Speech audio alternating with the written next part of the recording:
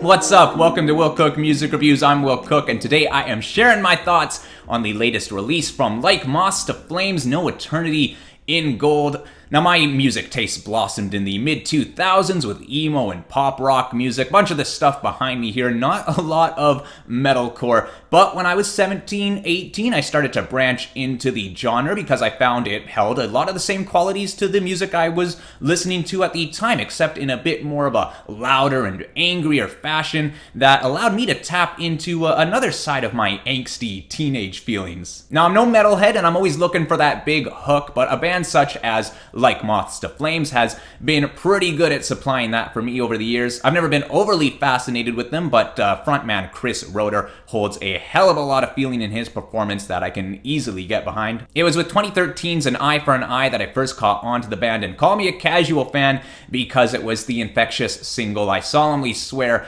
that's been the only song from the album I've held on to over the years. My casual fandom continued into 2015's The Dying Things We Live For, but I sure wasn't a casual fan of Fighting Fire with Fire. The way that chorus comes running at you just drives me, and it's been an absolute staple on any pump-up playlist of mine over the years. One of my all-time favorite metalcore songs. Like the previous release, though, I couldn't tell you what anything else off the album sounds like now, as it just never stuck with me. 2017's Dark Divine had me singing along the most, as they really softened the approach with a lot more clean vocals from Chris and some more focus on the melodies than the breakdowns. Nothing wowed me quite as much as Fighting Fire with Fire, but it's definitely the album that appeals the most to my tastes overall. And I never did listen to their debut album, When We Don't Exist, but after a quick search on YouTube a few years ago for their most viewed song, I found You Won't Be Missed, and I gotta say, this might just be the best thing I've heard from these guys. That is my type of metalcore anthem. And we also got the 3-song EP, Where the Light Refuses to Go, about a year ago now,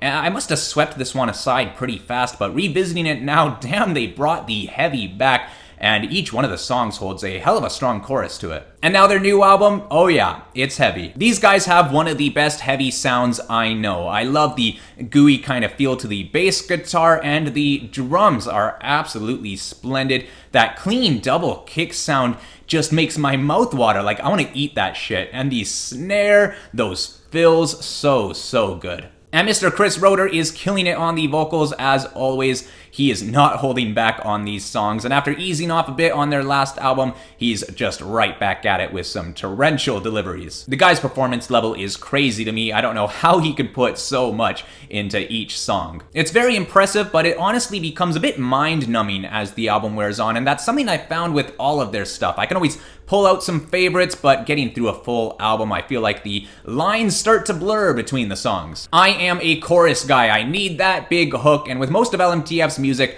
I find the cake is in the breakdowns and the shredding verses, while the hooks are just the icing on top, and there's definitely some icing on this album that is a bit too thinly spread. But the first 3 songs on here just have me riding that high that is LMTF's music at its best. Opener, The Anatomy of Evil, is pretty on the nose of what I am looking for from these guys. It drills into you with the verse and then plows into the self-tormenting chorus. You get a couple of gnarly-ass breakdowns thrown in there, and then Chris delivers the blah at the end, and oh, so beautiful. And then we have the lead single, Habitual Decline. It's the best. That's it. This is the one I will think of when I think of this album. There's only so much I can say about LMTF's verses. They're fucking heavy. You get it. You get some blast beats, which is always sick, but really, it's the hook and a song that is gonna keep me coming back, and this one is the perfect showing of what makes Chris one of my all-time favorite metalcore frontmen. You see in the music video him doing that chest tapping move as he's singing, and it's just such a natural expression to this type of music as it's just pulling the pain out of your heart. This song to me is a leading example of the healing power of music. Burn in Water, Drown in Flame has another solid chorus that really slams in,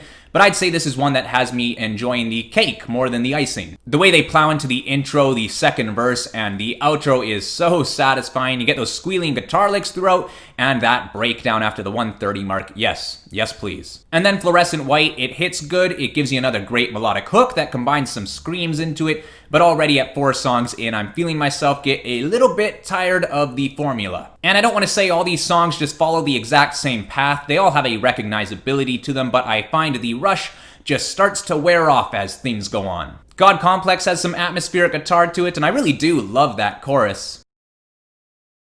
Can't leave your mark on a dead world that doesn't care who you are. You've been doomed from the start.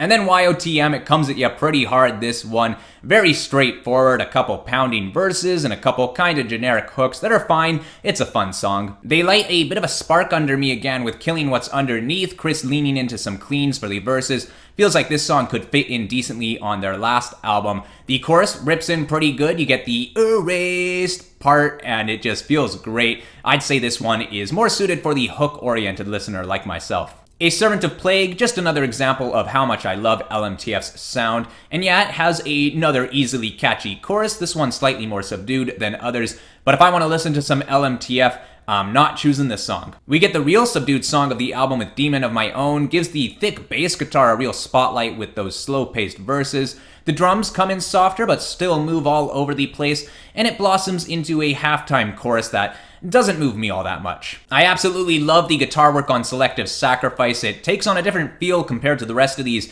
as it comes ripping in at the start. The chorus delivers with another balance of soaring cleans and harsh screams, and the drums tapping on that ride cymbal for that brief moment in there sounds super clean. The mixing of their songs has always been impressive. And the closer, Spiritual Eclipse, eases you in slowly, almost has me thinking we might end the album on a softer note, but nope, they come in as hard as ever for one last round of pulverizing screamo and another hook that's just, yep, thanks guys, sounds good, I'm ready to get out of here now. I don't want to undersell these songs, you know, this stuff is massively impressive on a heavy scale, and the melodies hold their own, but I can only handle so much from these guys, and when I want to listen to LMTF, it's a select few that I return to. But this album continues to show me that Like Moths to Flames is one of my favorites in the metalcore genre, and as a guy who's looking for those big hooks, yeah, they can fall a little bit flat sometimes, but when they pull through big time. And that wraps it up. I would love a thumbs up if you enjoyed the review, hit the subscribe, I've got more on the way,